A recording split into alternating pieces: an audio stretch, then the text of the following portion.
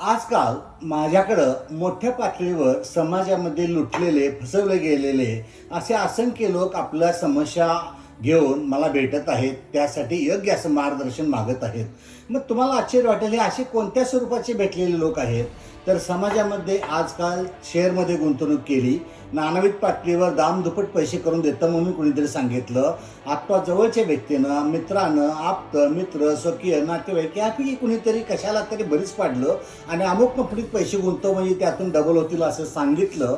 असे कळत न कळत का असं ना अत्यंत कष्टानं कमवलेले, दिवस रात्र राबलेले, रक्ताचं पाणी केलेले असे पैसे लोक अशा कंपन्यामध्ये गुंतवतात अथवा कुठेतरी दामदुपटीच्या मोहाला बळी पडून पैसे गुंतवतात आणि त्याच्यामुळं जेव्हा हे पैसे मिळत नाहीत, बुडले जातात, तेव्हा त्यांना त्याचा शॉक बसतो.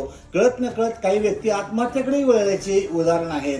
पोलीस कंप्लेंट होते, पण पोलीस तपासाला सुद्धा काही ठिकाणी योग्य पद्धतीनं मदत होत नाही. अशा वेळेला संपूर्ण कुटुंब उद्ध्वस्त होतं. चांगले लोक मी रस्त्यावर येताना पाहिले आहेत, अन्नाला महाग झालेली पाहिलेली आहेत.